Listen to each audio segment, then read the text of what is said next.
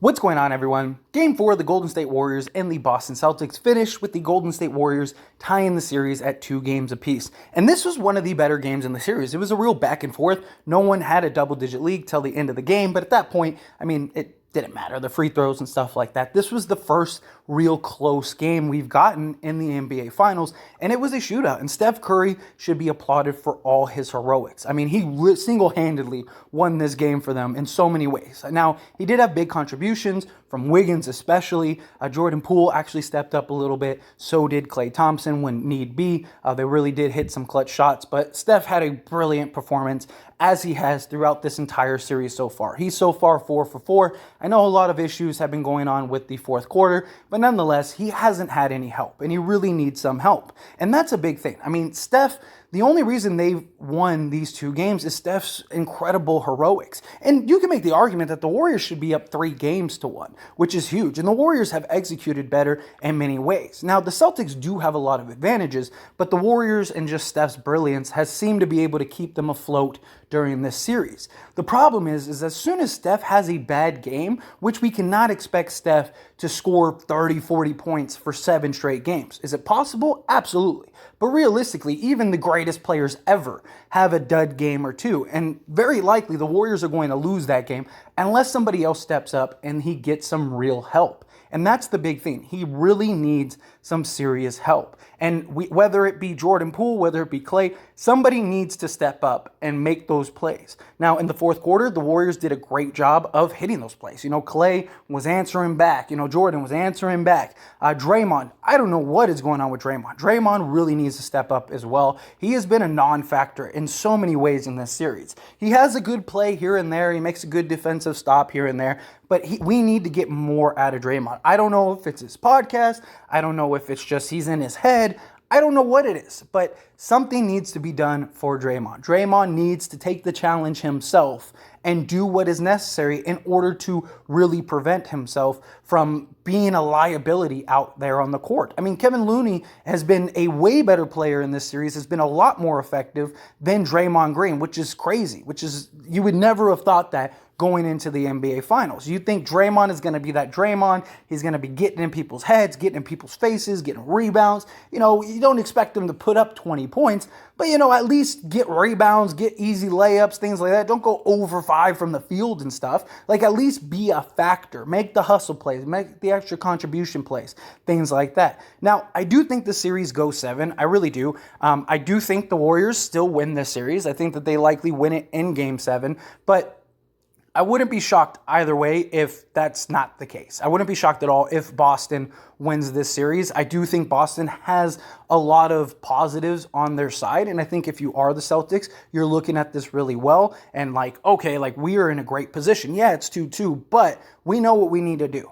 Not just that, but both of these teams seem to flip-flop, right? They're both undefeated when it coming off of a loss in the playoffs. So that is huge. And it's going to be interesting to see the Warriors make the adjustments, make the changes, and see who steps up. You thought these core 3 guys would really be the heart and soul and really be driving. And so far, it's really just been Steph.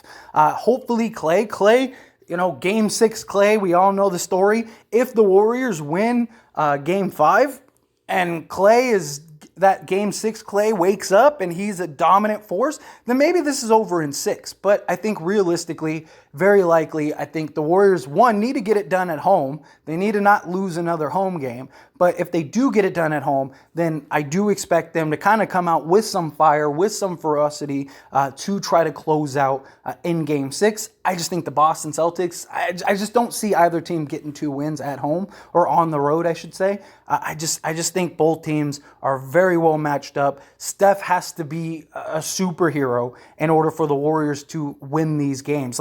The margin for error for the Warriors is a lot smaller than the Boston Celtics.